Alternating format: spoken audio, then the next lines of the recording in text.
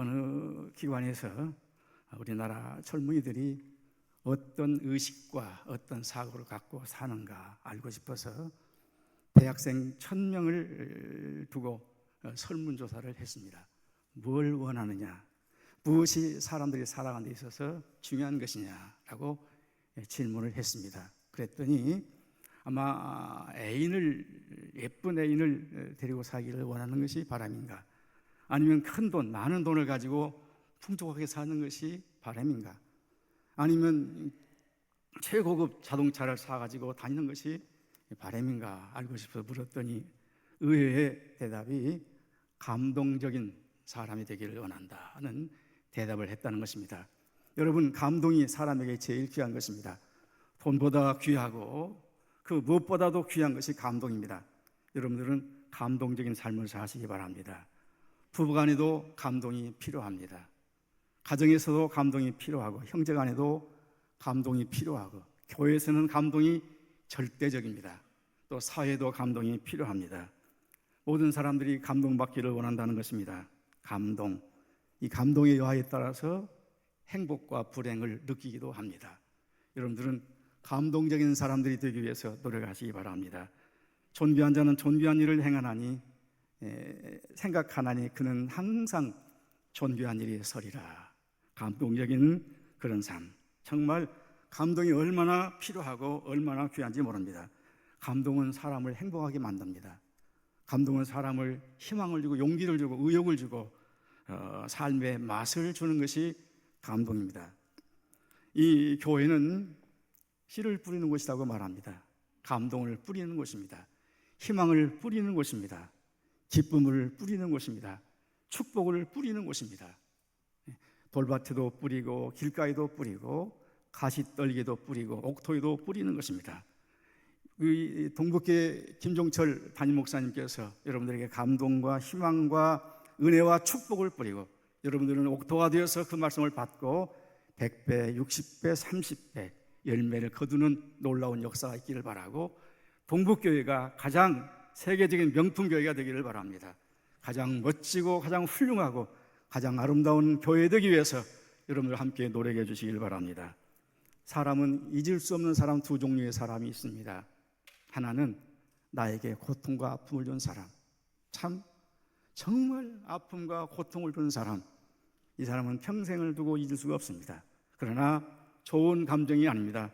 생각하기 싫은 사람, 생각하면 생각할수록 화가 나고, 생각하면 생각할수록 억울하고, 생각하면 생각할수록 분한, 이런 생각이 드는 사람이 있습니다. 만날까 두렵고 만나기 싫은 사람이 있습니다. 인생을 이렇게 살아서는 아니 되겠죠. 나에게 고통을 준 사람을 잊을 수 없는데, 또 한 가지는 나에게 정말 고마운 사람, 정말 평생 잊을 수 없는 사람들이 있습니다. 동북교회도 몇몇 분들은 제게 정말 잊을 수 없는 그런 고마운 분들이 있습니다.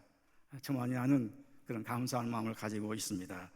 참으로 여러분들도 많은 사람 앞에 사랑을 받으며 위로를 받으며 그런 삶을 살려고 노력하고 힘쓰는 여러분들 되시길 바랍니다.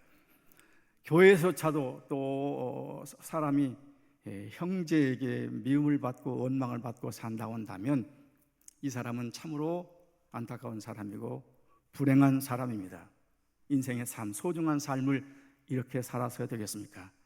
더구나 교회에서 목사님 눈에 거슬리고 사람들에게 눈총받는 그런 신앙생활을 하고 다닌다고 한다면 이 사람은 참으로 불행한 사람입니다. 참으로 안타까운 사람입니다. 그렇게 살지 않도록 노력해 주시기 바라고, 정말 감사한 사람, 고마운 사람이 되기 위해서 노력하고 힘쓰는 여러분들 되시기 바랍니다. 로마서의 내용이 바로 그런 내용입니다.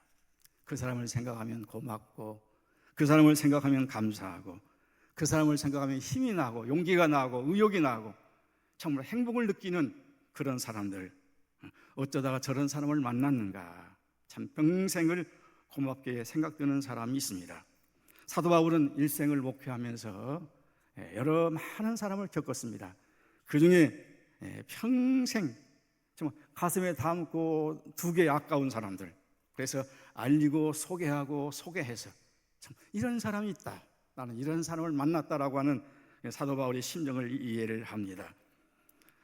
오늘 로마서 16장 1절부터 27절까지 다 읽어야 되겠지만 여러분들 집에 가서 읽으시면서 그들의 행적을 보고 바울의 그 고마운 심정을 담으면서 여러분들도 그렇게 살려고 노력하고 힘쓰는 여러분들 되셨으면 좋겠습니다.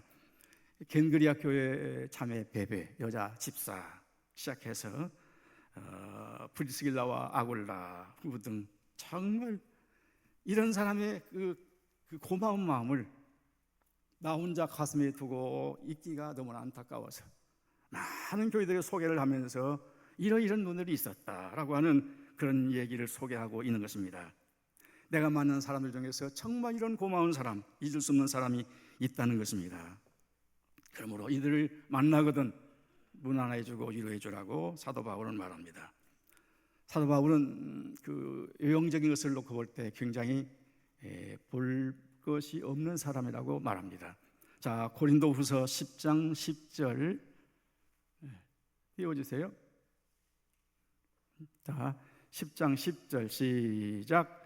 그들의 말이 그의 편지들은 무게가 있고 힘이 있으나 몸으로 대할 때는 약하고 그 말도 시원하지 않다니.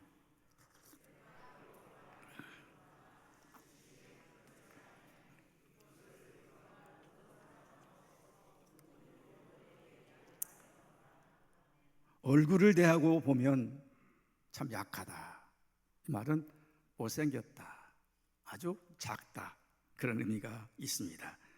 말을 들어보면 시원치 않다는 것입니다. 얼굴도 못생겼지 말도 시원치 않지, 그런 사람을 천사같이 예수님같이 섬겨왔더라는 것입니다. 말로 설교를 들으면 여러분들 은혜를 받고 나면 정말 그 흐뭇하기도 하고 행복하기도 하고 고맙기도 하고 그런 마음이 들지만 속이 후련하지를 않아요. 시원치가 않아요. 그런데 불구하고 그런 사도 바울을 위해서 목을 내어줄 만큼 사랑했고 눈을 떼어줄 만큼 그를 섬겼다라고 말합니다. 바울은 외형적인 그런 것들이 굉장히 안 좋은 상태에 있는 사람입니다. 거기다 눈까지 안 좋아서, 현대 같으면 두툼한 안경을 써서 작은 글씨도 볼 수가 있었겠지만 그때는 안경이 없는 시절이기 때문에 안경이 없어서 옆에 사람을 세워서 대피를 하고 큰 글씨가 아니면 읽을 수 없는 그런 사람, 사람을 만나도 가까이서 보고 누구라고 얘기를 해야 누구다라고 인지할 수 있는 그런 시력을 가진 사람입니다. 그래서 갈라디아 교인들은 그것을 보고 할 수만 있으면 내 눈이라도 뺏어 주어서 사도 바울이 밝은 눈으로 볼 수 있었으면 좋겠다라고 하는 그런 마음을 가진 사람이 있었다는 것입니다. 감동적인 사람들, 첫째, 믿음이 감동적이기를 바랍니다. 신앙생활을 그냥 왔다 갔다 하지 마시고 감동적인 그런 신앙생활을 하려고 노력하시기 바랍니다. 거기에 하나님의 은혜가 있고 거기에 하나님의 역사가 있고 거기에 하나님의 축복이 있습니다.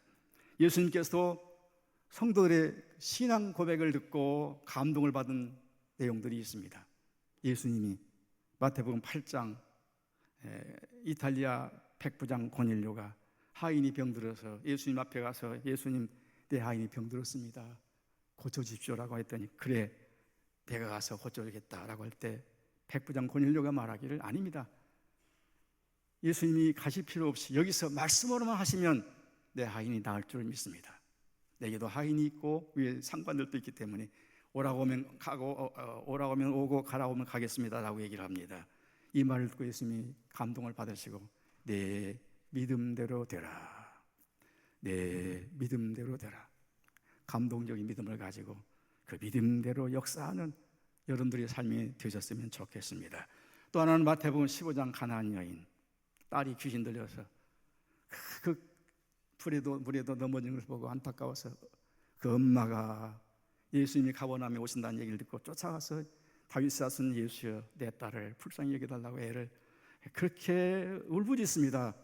그런데도 예수님은 냉정하게 매정하게 한 말씀도 하시지 않고 그냥 가세요.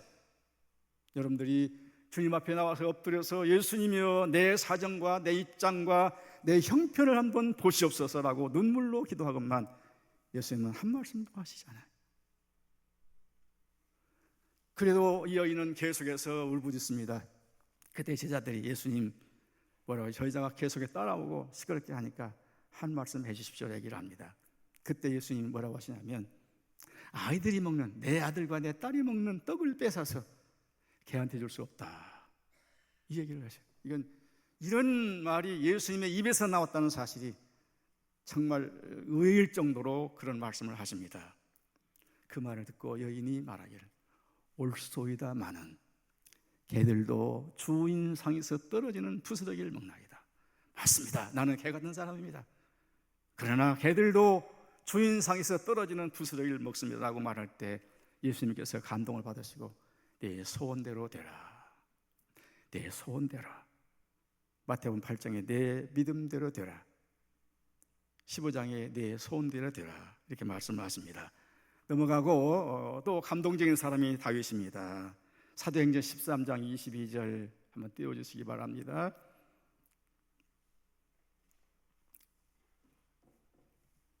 사도행전 13장 22절 내가 이새의 아들 다윗을 만나니 내 마음에 맞는 사람이라 내 뜻을 다 이루리라.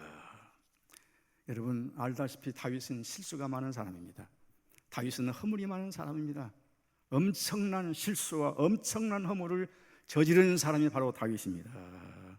누구보다도 죄가 크고 잔인하고 그런 사람입니다. 그는 우리아의 아내 밧세바를 간음을 했습니다. 지금 한참 나라가 전쟁 중에 있습니다. 일부 지금 그 밧세바의 남편 우리아는 지금 국가를 위해서, 민족을 위해서, 다윗을 위해서 전쟁터에 나가서 요압 장군과 함께 전쟁을 하고 있습니다. 그런데 그 아내를 데려다가 간음죄를 짓고 나중에 이 밧세바가 임신했다는 소식을 듣고 아르바이를 만들기 위해서, 내 아이가 아닌 우리아의 아들이라고 하는 아르바이를 만들기 위해서 전쟁터에 지금 열심히 전쟁하고 있는 우리아를 불러서 특별 휴가를 줬습니다. 집에 가서 부인과 함께 자라. 그러나 우리아는 임금님의 특별 휴가를 받고 와서 집에 들어가지 않습니다. 다윗이 머무는 궁궐문 앞에서 궁궐을 지키는 사람들과 함께 잠을 잡니다. 다윗이 알아봤더니 우리아가 집에 들어가지 아니하고 대궐문 앞에서 잠을 잤다는 얘기를 듣고 다윗이 우리아를 불러서 술을 먹입니다. 엉땅 술을 많이 먹여서 비틀비틀 몸을 못 가눌 정도로 술을 먹여서 집에 가라고 했지만 우리아는 집에 돌아가지 않습니다. 지금 내 상관들과 내 부하들은 전쟁터에서 목숨을 걸고 지금 죽는 사는 상황에 있는데 이런 형국에서 나는 집에 들어가서 아내와 함께 잘 수 없다. 얼마나 충성스러운 사람입니까? 얼마나 훌륭한 사람입니까? 얼마나 멋진 사람입니까? 다윗은 자기의 계획된 아르바이가 실패로 돌아가자 그는 요압 장군에게 편지를 씁니다. 우리아가 이르거든 전쟁터 맨 앞에 보내서 전사하도록 하라. 우리아는 자신을 죽이라는 편지를 자신의 품에 가지고 가서 요압 장군에게 줍니다. 요압이 그것을 보고 우리아를 전쟁터 맨 앞에 보내서 전사하게 만들었습니다. 우리아는 죽습니다. 우리아가 죽었다는 소식을 듣고 그 아내 밧세바를 데리고 와서 자기 부인을 삼습니다.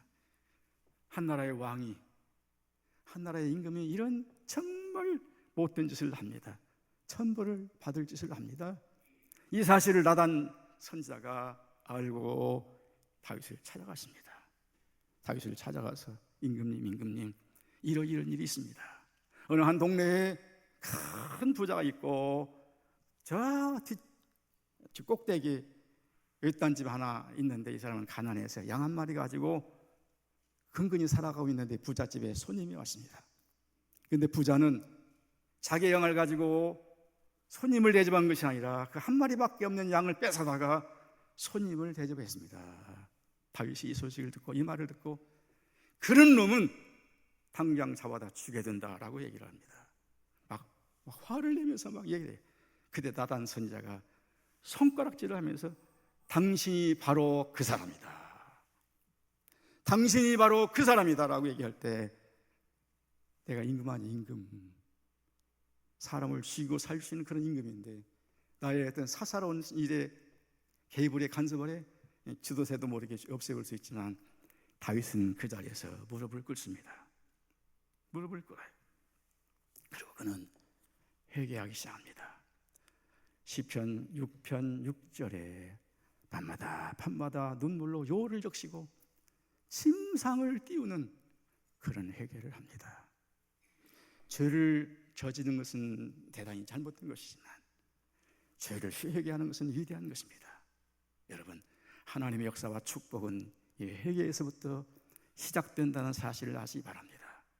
밤마다 요를 적시고 침상을 띄우는 그런 온 몸을 짜내는 피눈물을 흘리면서 회개를 합니다. 이것 때문에 하나님이 다윗을 사랑하신 것입니다. 마태복음 1장 1절에 아브라함과 다윗의 자손 예수 그리스도의 세계라. 신약 첫 구절이 아브라함과 다윗의 자손 예수 그리스도의 세계라라고 말하고 있습니다. 아브라함의 세계는 믿음의 세계, 다윗의 세계는 회개의 세계, 그리스도의 세계는 사랑과 은혜의 세계를 의미하고 있는 것입니다. 이렇게 다윗은 이런 회개 때문에 하나님이 그를 좋아하셨습니다. 또 한 가지 다윗이 하나님을 감동시킨 그런 내용이 나옵니다. 사무엘하 7장에 보면 다윗이 평안하게 되었습니다. 많은 원수들이 있었어요. 수많은 원수들이 있었어요. 바깥에는 블레셋, 안에는 사울, 또 심지어 자신의 아들과 부인까지도 원수가 되었고 대적이 되었습니다. 그런 모든 일들을 다 파하고 평안하게 되었어요. 다윗이 백향모로 지어진 궁궐에 누워서 한 천장을 바라보면서 생각을 합니다. 나는 누구고 나는 무엇이기에 하나님 나를 여기까지 이르게 하시는가. 고마워하면서 2절 봅시다. 2절 삼하 7장 2절 하나님의 은혜가 너무너무 고마워서. 자, 2절 한번 읽도록 하겠습니다. 시작.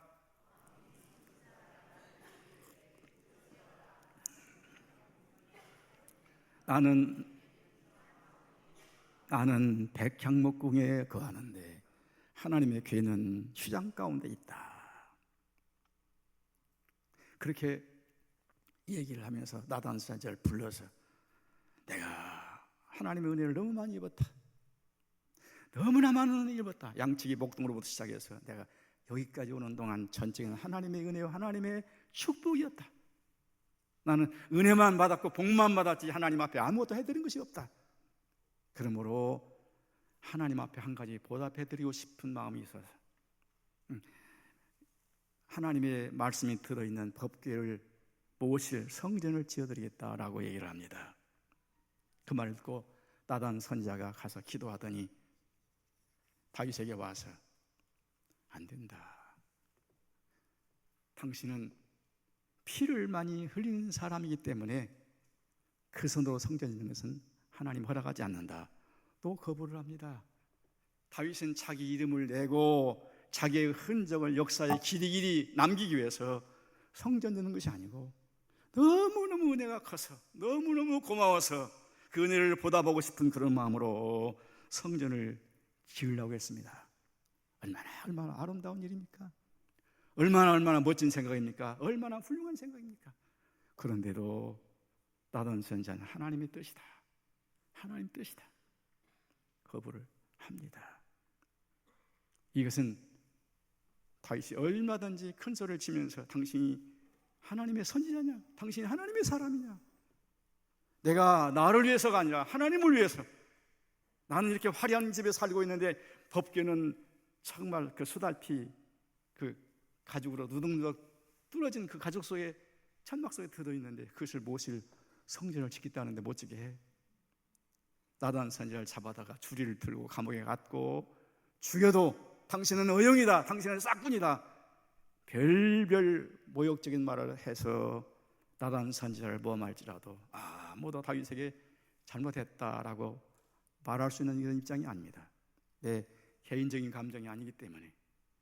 그러나 다윗은 여기서 또 무릎을 꿇습니다. 여러분, 하나님 앞에 가장 소중한 것은 순종이라는 사실을 기억하시기 바랍니다. 금으로 된 성전을 의리의리한 성전을, 웅장한 성전을 지어서 하나님 앞에 드리는 것보다 더 소중한 것은 하나님의 뜻을 순종하는 것, 이것이 더 귀하다는 사실들을 믿으시기 바랍니다. 아멘 하십시다. 순종이 금으로 된 성전을 지어드린 것보다도 더 귀하다는 사실입니다. 여러분, 하나님에게 모든 것이 있습니다. 그러므로 다윗은 하나님 앞에 놀라운 축복을 받습니다. 자, 사무엘하 7장 8절. 방송실 내가 성경구절 주었는데, 사무엘하 7장 8절에 내가 너를 이스라엘의 주권자로 삼는다. 주권자로 삼는다. 내 이름을 위대하게 만들어주겠다. 또 어떤 것도 너를 해하지 못하도록 지켜주겠다. 이게 10절입니다. 그 다음에 12절 장수하게 하겠다. 그 다음에 12절 왕위가 대대로 내 허리에서, 내 핏줄에서 나오게 해주겠다. 그래서 다윗의 후손들이 잘못된 죄를 저질렀어도, 남왕국 유다가 그렇게 잘못된 죄를 저질렀어도 하나님이 이 약속 때문에 그 후손을 치려고 하다가 손이 이만큼 올라갔다도 다시 거두지는 그런 역사가 있어서 남쪽 유다가 다윗의 혈통을 통해서 이어지는 것을 볼 수가 있습니다. 종래에 있는 만왕의 왕 되신 예수 그리스도께까지도 다윗의 혈통에서 나오게 하셨다는 축복입니다. 어마어마한 축복을 받았습니다. 여러분, 우리가, 여러분들께서 하나님 세상에서 내놓을 것이 무엇이라고 생각하십니까? 나는 세상에 이러이런 것을 내놓을 것이 있다라고 자랑할 것이 있습니까? 없거든. 세상에서는 아무것도 내놓을 것이 없을지라도 교회에서만큼은 하나님 앞에 자랑스러운 그런 성도가 되기 위해서 노력하시기 바랍니다. 나는 세상에 아무것도 없다. 벼슬도 없고 동도 없고 성공도 출 수도 없지만 하나님 앞에는 내놓을 것이 있다. 믿음을 지켰다. 믿음을 지켰다. 이렇게 나는 최선을 다해서 하나님을 섬겼다라고 말할 수 있는 그런 성도가 되시기 바랍니다. 여러분, 멋지게 사십시다. 멋지게 믿읍시다. 멋지게 천국 가십시다. 여러분, 사는 것, 내 인생 내가 만드는 것입니다. 존귀한 자는 존귀한 일을 계획하나니, 존귀한 일은 존귀한 일을 생각하나니 그는 항상 존귀한 일에 서리라. 많은 사람들이, 특히 신앙생활하는 장로님들이나 집사님들 얘기 들어보면 내가 돈 많이 벌어서 고아원 하나 세울까, 양로 하나 세울까, 그래서 좋은 일을 할까, 그런 생각을 안 하는 분들이 없더라고요. 근데 생각만 하고 말아요. 생각으로 끝나버리고 말아요. 그런 생각을, 그런 존귀한 일에 서 있는 사람들이 없고 그냥 생각으로 그치고 마는 사람들이 많은데, 존귀한 일에 서 있는, 존귀한 일에 들어가 있는 여러분들이 되시길 바랍니다. 우리는 하나님을 믿는 사람입니다. 하나님 앞에 모든 것이 있습니다. 생명이 주께 있고 부와 귀와 빈과 천이 하나님께 있습니다. 이 사실을 믿어야 합니다. 그리고 믿음은 되게 하는 것입니다. 되게 하는 것. 할렐루야. 믿음은 뭐다? 되게 하는 것이다. 내 믿음대로 되라. 내 소원대로 되라. 내 말대로 되라. 내 생각대로 되라. 4, 14, 24 이사야 14장 24절 나의 생각하는 것이 반드시 되고 나의 경영하는 것이 반드시 이루리라. 생각같이 되게 하는 것이 하나님의 역사입니다.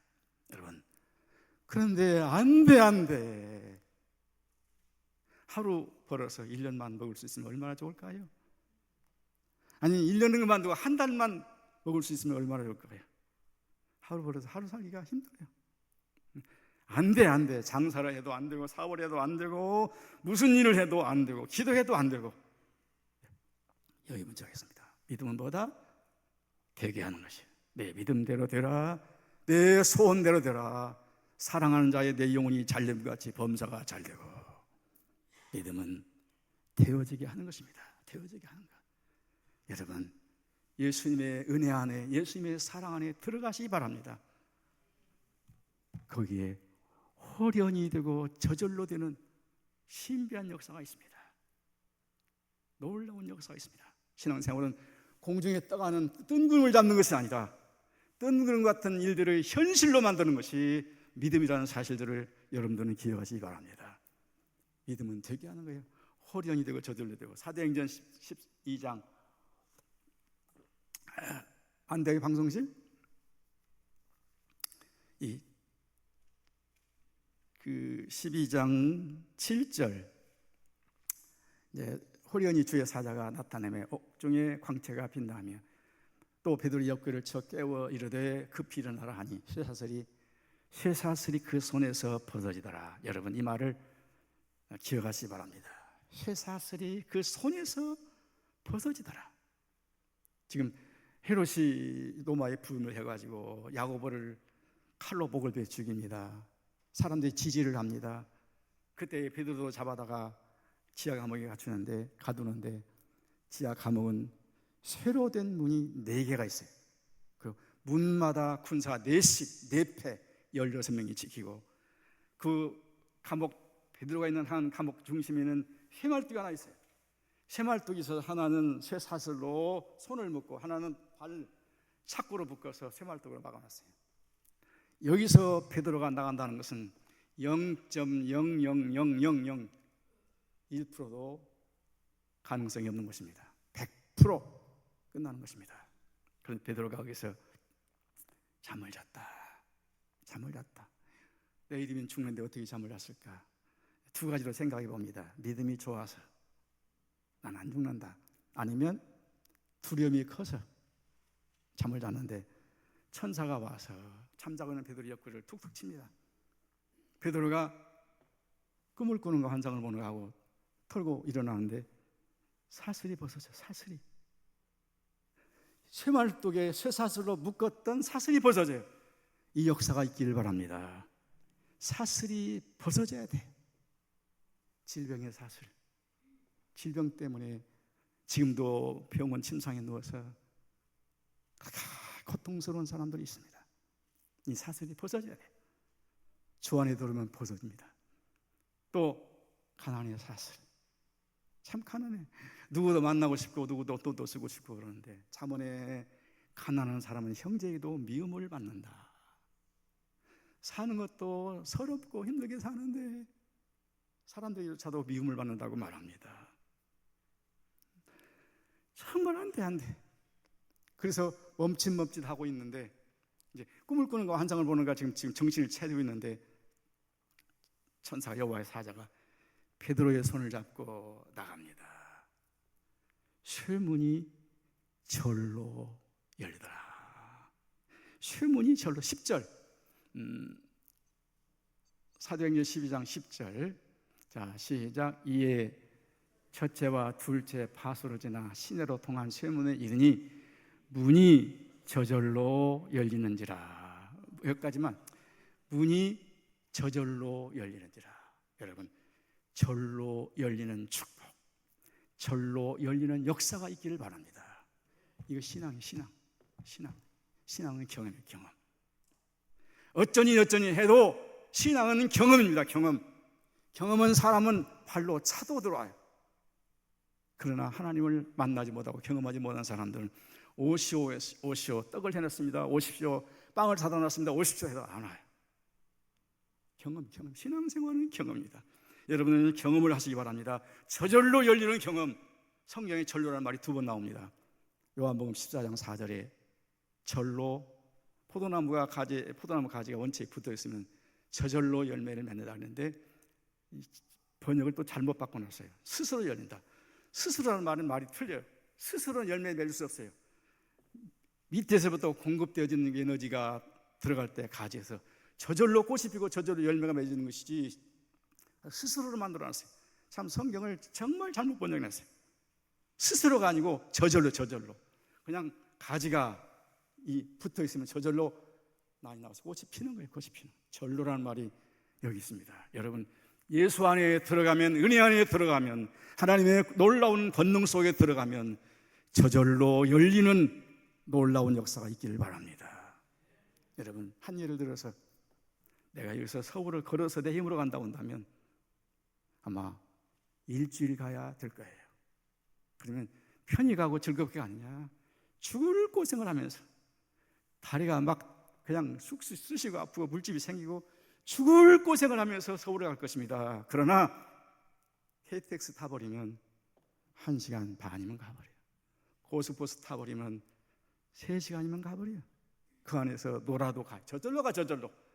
잠을 자도 가고 저절로 가는 것입니다. 여러분, 주님의 은혜 안에 주님의 품속에 들어가시기 바랍니다.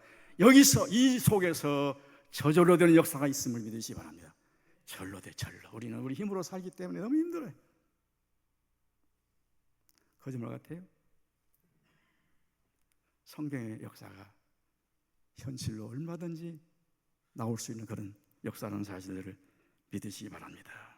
여러분들은 고속버스 손님 노릇을 하시기 바랍니다. 예수만에 들어가면 돼요. 저가 내 안에, 내가 저 안에. 이게 얼마나 좋은 말인지 몰라요. 내가 저 안에, 내가 내 안에. 예수만에 들어가면 예수님이 저절로 이것이 신앙입니다. 이 감동적인 역사가 있기를 바랍니다. 두 번째는 말이 감동적이길 바랍니다. 시간이 교회 일꾼은 말이 좋아야 합니다. 말. 사람은 참 좋은데 말이 안 예뻐서 저도 항상 손해를 봐요. 사람은 참 좋은데 말이 안 예뻐서 꼭 상처를 주고 아픔을 주고 고통을 주고 낙심을 주는 사람들이 있습니다. 여러분들은 유익한 말로 하나님 앞에 영광되고 교회의 분위기를 잘 만들고 사람들 앞에 희망과 용기를 주는 일들이 있길 바랍니다. 말로 의욕을 주고 말로 기쁨을 주고 말로 희망을 주고 말로 감동을 주는 그런 사람이 되기 위해서 노력하시기 바랍니다. 모든 시험은 바로 말에서 말로 죄인을 만들고 말로 바보를 만듭니다. 이 말이 교회에서 얼마나 중요한지 몰라요. 잘못된 말 한마디가 엄청난 비극을 만듭니다. 참 가슴 아픈 일이지만 동부의 사태도 말 한마디 때문에 엄청난 고통을 겪고 엄청난 피해를 봤어요. 자, 여기 와서 보고 얼마나 가슴 아프는지 몰라요. 얼마나 아팠는지 몰라요. 이제 다 과거는 묻고 과거는 다 지우고 이제 앞으로 가나안을 향해서 저천국을 향해서 가장 멋진 교회, 가장 위대한 교회, 가장 훌륭한 교회를 만들기 위해서 우리 함께 노력하십시다. 저는 아무것도 못했지만 이만큼이라도 동북의 유익을 위해서 보탬이 됐으면 좋겠다. 그 이름 가지고 왔습니다. 말. 사람들이 가족은 다 갖췄어요. 돈도 있고 건강도 있고 다 갖췄는데 말 때문에 가정이 불행 속에 빠져 있어요. 말 때문에. 말이 안 예뻐서 항상 흐르는데요. 건강도 있습니다. 돈도 있습니다. 능력도 있습니다. 다 갖춰놓고 말 한마디 때문에 부부간이 늘 앙당거려요. 그런 사람이 너무 많아요. 너무 많아요. 여러분, 남편이 말 한마디 하면 고맙고 더 잘해줘야겠다 하는 생각이 들게 말하시기 바랍니다. 부인의 말을 들으면 참 고마웠다, 안심이 되고 더 잘해줘야겠다는 그런 생각이 들게 말하시기 바랍니다. 이건 돈 드는 거 아니잖아요. 힘쓰는 거 아니잖아요. 말 한마디 천냥빚을 갚는다는 사실입니다. 남자가 큰맘 먹고 직장 갔다 와서 피곤한데 음식 쓰레기를 버리고 왔어요. 여보, 내가 음식 쓰레기 버리고 왔네. 그래서 어쩌라고 그까짓 거 하나 버리고 왔다고 그렇게 자랑을 해. 이렇게 쏘아붙여 버리니까 남자의 마음이 어떻겠어요? 또 해줘야지 그런 생각이 들었어요. 정이 뚝 떨어져 버려요. 아, 그래요? 오늘 출근하고 와서 피곤할 텐데 고마워요. 말 한마디 해주면 더 해주고 싶은 그런 마음이 생기지 않겠습니까? 여러분, 말 한마디가 얼마나 중요한지 몰라요. 여러분, 교회는 목사님의 재주와 목사님의 능력으로 교회가 되는 것이 아니라 여러분의 말로 교회가 되고 안 되고 하는 것입니다. 여러분의 말로 교회가 되고 여러분의 말로 교회가 안 되는 것이에요. 무슨 말을 해야겠어요? 하나님을 위해서, 교회를 위해서, 여러 사람이 많은 교회를 위해서 정말 좋은 말들을 할 수 있기를 바랍니다. 창세기 41장에 바로가 꿈을 꿨잖아요. 두 가지 꿈, 속꿈, 보리꿈. 시간이 없으니까 너무 꿈을 꾸고 나서 고민하다가 고민하다가 요셉을 소개를 받고 불러들여서 요셉이 와서, 이건 7년입니다. 한 가지 꿈이고 7년입니다. 7년 풍년, 7년 흉년이 있는데 7년 풍년 때 지혜로운 사람들 모아서 창고를 크게 짓고 관리하도록 하고, 흉년 때 이것을 풀어서 먹이면 애굽 사람들이 굶어 죽지 않고 생존할 수 있습니다. 이 말을 듣고 바로와 신하들이 좋게 여긴지라. 좋게 여긴지라. 얼마나 요셉의 말을 듣고 바로가 감동을 먹었는지 몰라요. 내가 너보다 나은 것이 한 가지가 있다 온다면 임금이라고는 보좌밖에 없다. 그리고 그는 의를 입혀서 또 자기 타는 버금수레를 태우고 애굽 카이로 거리를 다니면서 엎드리라 엎드리라, 너는 나라를 총리하라, 나라를 지배하라, 앞으로 내 말이 없이는 수족을 놓을 자가 없을 것이다 라고 하면서 바로왕이 큰 감동을 하면서 요셉에게 총리를 주는 걸 보지 않습니까? 요셉은 말 한마디 잘하고 애굽의 거국 총리가 됩니다. 좋은 말 하시려고 노력하시기 바랍니다. 말을 좋게 할 수 있길 바랍니다. 잠언 16장 24절에 선한 말은 꿀송이 같아서 마음에 달고 뼈에 양약이 되느니라. 여러분, 선한 말은 꿀송이 같아서 마음에 달고 뼈에, 온몸에 양약이 된다는 사실을 믿으시기 바랍니다. 민수기서 14장 28절, 내 말이 내 귀에 들린 대로 행하리라. 여러분이 말하는 소리를 주님이 들으시고 말하는 대로 되게 하여 주시겠다고 말씀을 하셨습니다. 좋은 말 많이 하시면서 덕되고 스스로를 귀하게 만들어가는 신앙생활을 하시는 여러분들이 되시기를 주님의 이름으로 축복해 드립니다.